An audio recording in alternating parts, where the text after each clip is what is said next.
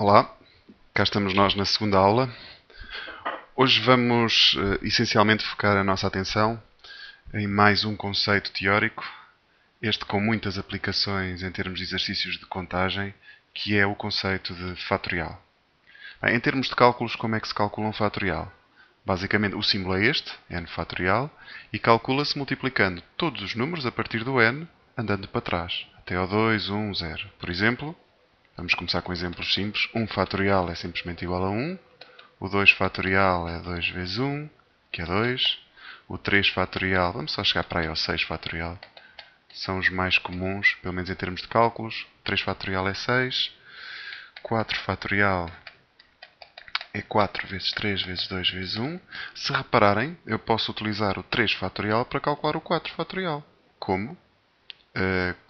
4 fatorial é o 4 vezes o 3 fatorial. 4 vezes 6, 24. Pelo mesmo motivo, 5 fatorial é 120 e 6 fatorial é 720. Pronto, em termos de fatoriais, aqui ficam alguns exemplos. Já agora, por convenção, 0 fatorial é sempre igual a 1.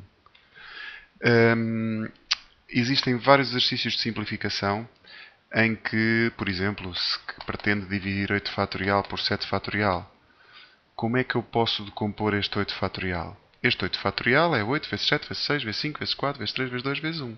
Se excluirmos o 8 fatorial, o que resta é o 7 fatorial. Então, 8 fatorial é igual a 8 vezes 7 fatorial. E estes dois cortam e dá 8. Da mesma forma, é possível chegar do 8 fatorial ao 6 fatorial. Como? É 8 vezes 7 vezes 6, 5, 4, 3, 2, 1 outra vez. 6 fatorial. Portanto, é sempre possível, a partir de um fatorial maior, chegar a um fatorial mais pequeno. Agora, a próxima questão. O que é o fatorial? Em que é que ele se utiliza em termos de problemas de probabilidades? O que o fatorial representa é o número de maneiras diferentes, o número de formas diferentes de ordenar n objetos distintos. Um exemplo clássico é, imaginem que temos, por exemplo, 6 pessoas que pretendem tirar uma fotografia. Quantas maneiras é que há de ordenar essas 6 pessoas em fila para se tirar a fotografia? Procedendo como nós falámos na aula anterior, podemos utilizar 6 tracinhos, um tracinho para cada espaço, e metemos aqui 6, 5, 4, 3, 2, 1. Mas se repararem, isto não é nada mais do que 6 fatorial. Portanto, sempre que pretendermos ordenar um certo número de objetos e queremos ordená-los todos, então o número de hipóteses diferentes de fazer é sempre igual a esse número de pessoas em fatorial, ou a esse número de objetos em fatorial. Ok? Bom, tal como eu fiz na outra aula, vou também introduzir aqui alguns exemplos, estes exemplos mesmo clássicos de ordenação de objetos. Por exemplo, eu tenho aqui um exemplo com a palavra matemática, mas vou começar com uma coisa mais simples. Imaginem que se pretende ordenar a palavra amor. Ou melhor, que se pretendem construir palavras, com ou sem sentido, com estas 4 letras da palavra amor. Se pensássemos em tracinhos, fazíamos 4 tracinhos e metíamos 4, 3, 2, 1. Então, o número de hipóteses diferentes será 4 fatorial. O que é que acontece se uma das letras se repetir? Por exemplo, a palavra amar. O que vai acontecer é que vai existir sempre, uma vez que os As, ao trocarem de sítio, originam sempre a mesma palavra, vai haver duas situações que estão sempre a repetir, duas a duas. Por exemplo, se pensarmos na palavra mar, ela vai aparecer 2 vezes. Uma vez com um dos As no início e o outro a seguir e ao contrário. Mas é óbvio que para nós não há diferença nenhuma. Não há distinção nenhuma entre ter um A no início e outro no final. Quer dizer, se os As fossem diferentes, se aqui tivéssemos o A1 e o A2, a resposta seria, claro, 4 fatorial.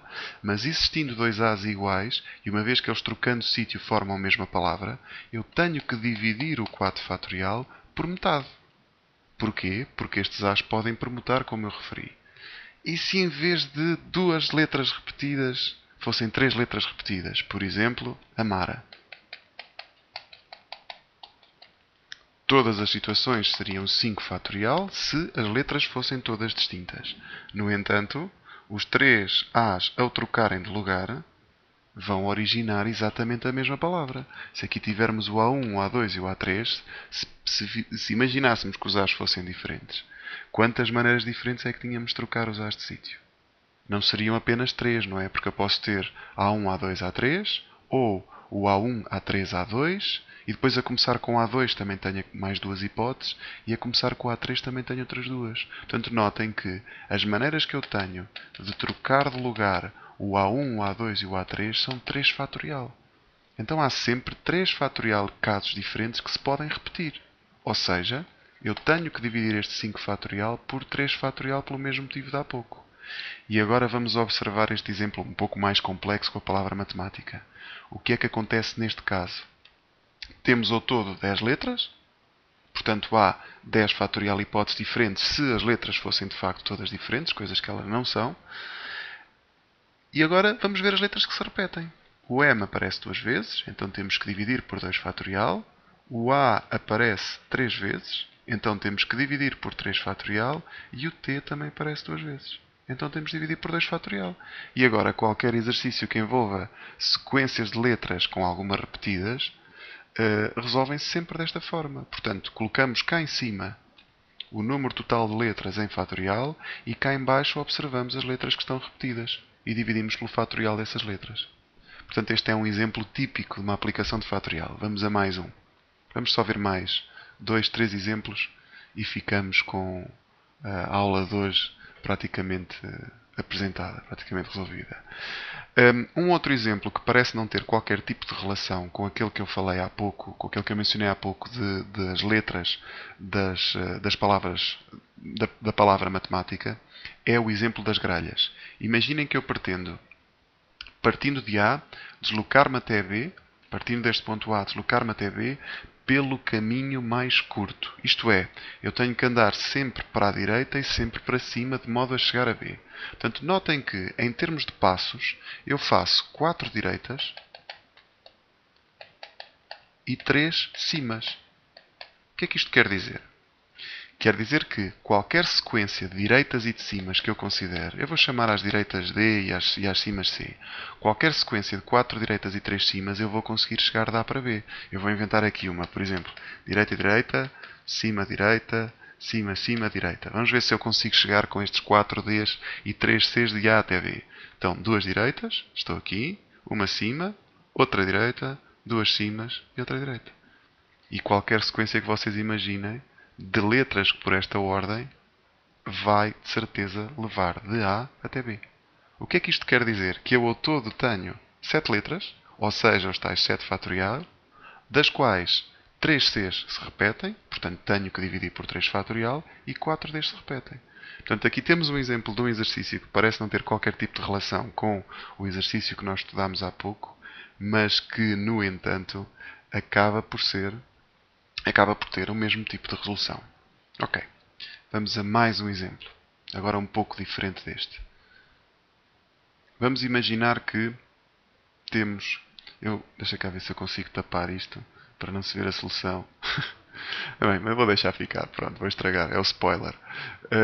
Imaginem que nós temos 9 pessoas que vão ao cinema, 3 homens e 6 mulheres, e pretende-se que os homens fiquem todos sentados juntos. Portanto, o que é que acontece neste caso? Neste caso, os homens têm que ficar todos juntos no mesmo bloco de elementos. Portanto, como estamos a falar de 3 homens, estes 3 indivíduos podem permutar de lugar entre si, então o número de hipóteses diferentes será 3 fatorial. O que é que acontece com as mulheres? Elas não têm necessariamente de ficar juntas. Ou seja, temos aqui a mulher 1, mulher 2, mulher 3 e mulher 4, cada uma delas pode se mover livremente.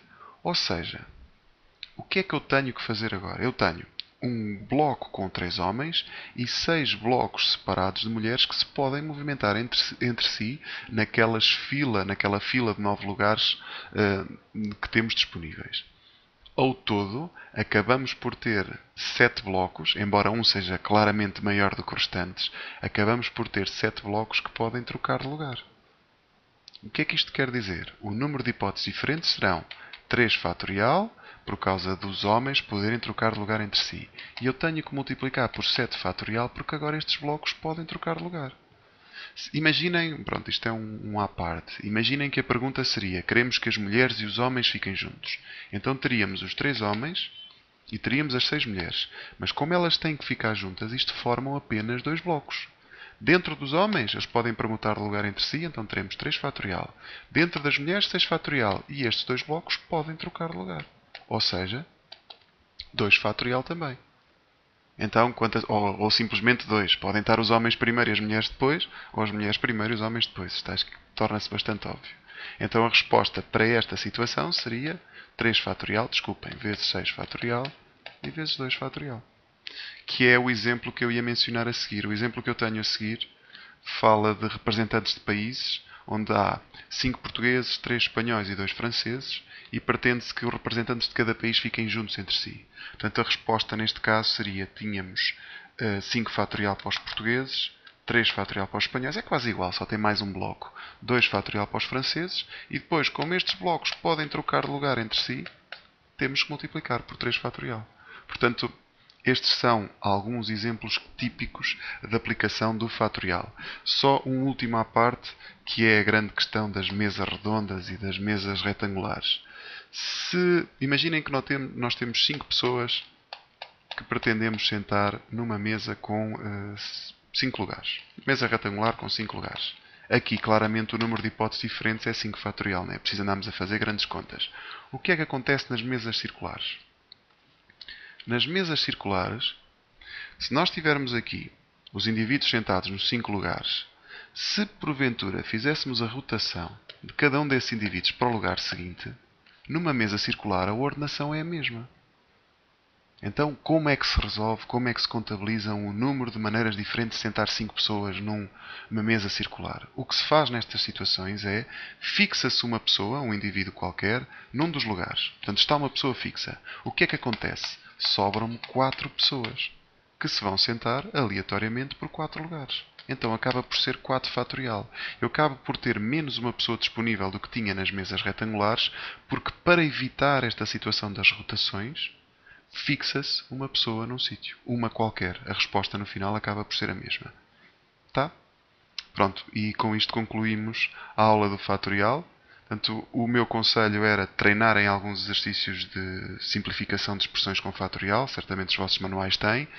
E depois aventurarem-se a resolver alguns problemas de contagem que envolvam este tipo de situações. Tá? Bom estudo e até breve.